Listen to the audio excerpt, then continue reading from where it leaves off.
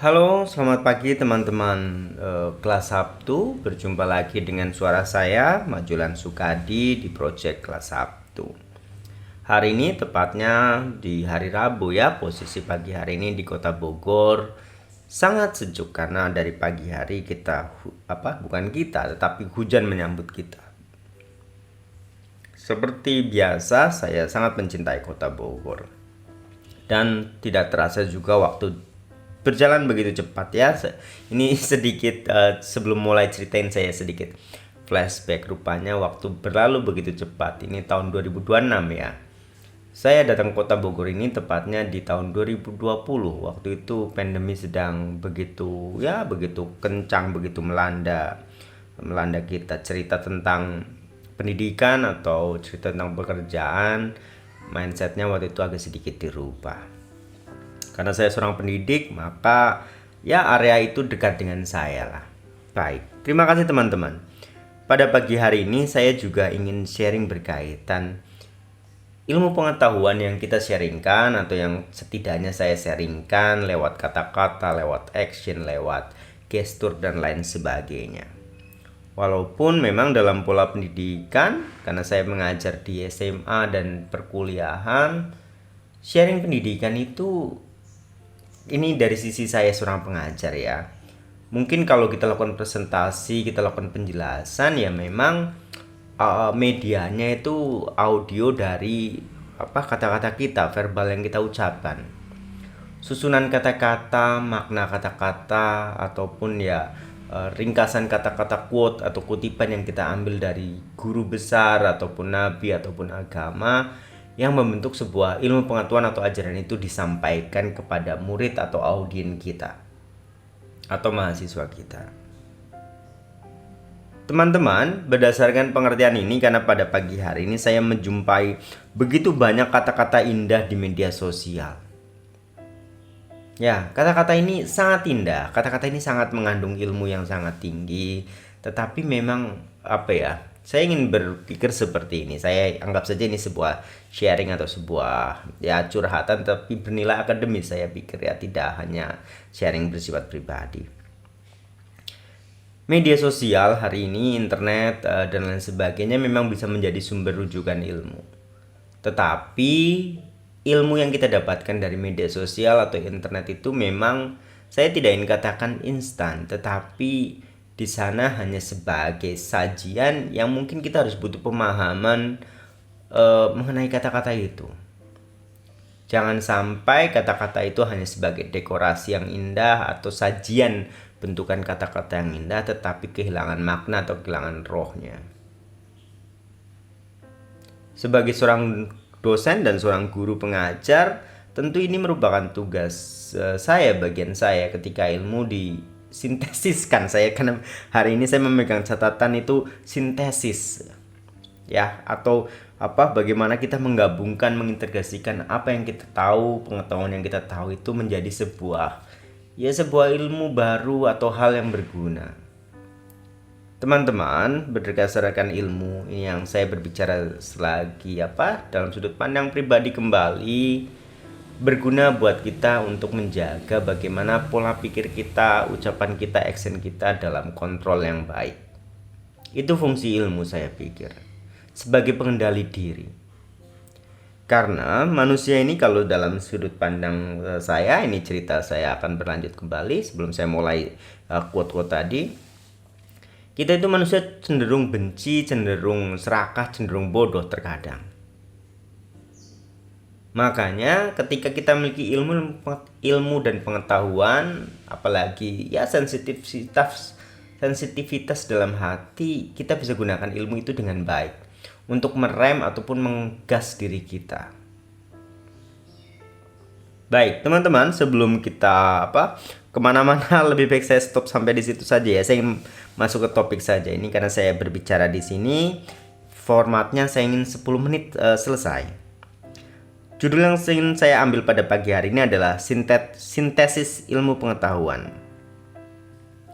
Berdasarkan catatan saya, pengertian dari sintesis ilmu pengetahuan ini adalah Proses menggabungkan, mengintegrasikan, dan menyatukan berbagai informasi, temuan, teori, atau data dari berbagai sumber atau disiplin ilmu menjadi satu kesatuan yang baru, lebih lengkap dan bermakna untuk menghasilkan pemahaman yang lebih mendalam, wawasan baru atau solusi komprehensif terhadap sebuah masalah. Ya, seperti itu memang ilmu pengetahuan. Berkaitan hal ini, karena di sini saya menemukan sebuah kata-kata bijak yang menurut saya itu ya inilah sangat menggugah dalam hati. Kalau kita baca buku panjang, tentu akan ya butuh waktu lama atau kita ya harus mengumpulkannya sendiri. Tetapi seperti saya katakan dari awal, media sosial itu seperti membantu kita mengumpulkannya. Baik, teman-teman, catatannya itu seperti ini. Dalam pelajaran ini mungkin kita butuh waktu sekitar ya, kalau saya katakan di sini sih katanya 27 tahun. Mungkin lebih. Karena katanya manusia itu matang 40 tahun. Baik, saya bacakan kata-kata mutiara, kata-kata bijak yang saya temukan di media sosial ini. Ketika seseorang benar-benar siap untuk sesuatu, sesuatu itu akan datang. Kutipan ini bukan hanya pernah saya dengar sekali dari saya bacaan ini, tetapi saya pernah dengar juga dari dosen saya, waktu itu dosen Pak Jo Priastana lah. Kata-kata ini langsung nempel di telinga saya. Saya ya berkerabat baik dengan dosen Pak Jo ini, makanya mungkin kata-kata ini sangat bagus ya. Ketika sesuatu atau seseorang benar-benar siap untuk sesuatu, sesuatu itu akan datang. Karmanya itu tidak kita upayakan, kita memang sudah berupaya sangat keras. Tetapi ketika upaya keras itu kita memang sudah ini ya, apa rasanya namanya? Ya kita sudah benar-benar mati-matian sampai the last star istilahnya. Sampai bintang terakhir kita berupaya tetapi kita tidak temukan jawaban, dapatkan, tiba-tiba ada karma baik yang datang nongol membantu kita menemukan jawaban itu. Saya ingin bercerita jujur ya, udah ini tidak apa. Untuk share sintesis ilmu pengetahuan ini saya akan bikin 2 episode atau 3, tergantung kebutuhan saja nanti. Waktu lalu ini cerita ini baru saja terjadi dalam proses hidup saya. Saya sedang mengurusi kebutuhan atau ini verifikasi untuk kebutuhan PPG. Saya mengajukan beberapa karena ada beberapa hal yang kurang berkaitan jadwal mengajar, dan saya tahu saya punya jadwal mengajar sangat cukup, tetapi memang karena formatnya ada di beberapa sekolah. Maka saya ajukan izin untuk membuat jadwal mengajar yang terpisah-pisah. Saya izin ke sebuah sekolah dan sebuah sekolah itu katanya ini tidak mengizinkan jadwal belajar anaknya dipisah karena nanti jadi format jamnya berbeda. Walaupun secara realitas di lapangan saya mengajar 2 kelas itu digabung, tetapi tidak bisa dipisah. Baik, karena upaya itu saya lakukan tidak bisa, ya sudah, apalagi. Saya udah berupaya, saya udah membujuk, tidak bisa. Akhirnya saya cari opsi lain. Karena saya memiliki saya bisa katakan saya memiliki jam mengajar online untuk pelayanan.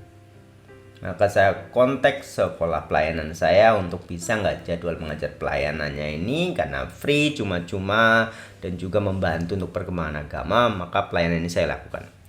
Ketika saya kontak sekolahnya mengatakan, oh maaf Pak, pada bulan-bulan ini kondisinya tidak lagi pas karena sekolah kita, kepala sekolahnya lagi dalam kondisi merger antara 3 sekolah.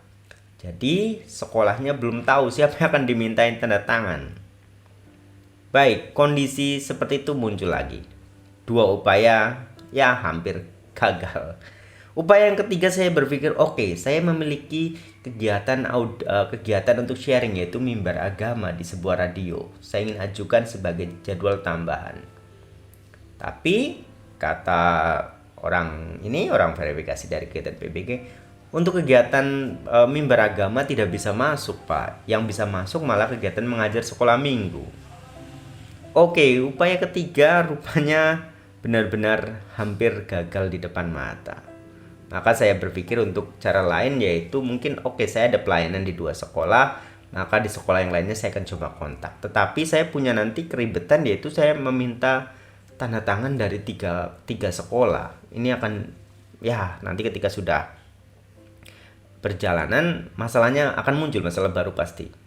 Oke, baik. Karena saya buntu di hal seperti ini, saya udah seperti ya tadi saya katakan, the last star lah, harapan terakhir sudah hampir pupus. Saya terima adanya. Mungkin saya tidak bisa tahun ini, maka saya akan berusaha tahun depan.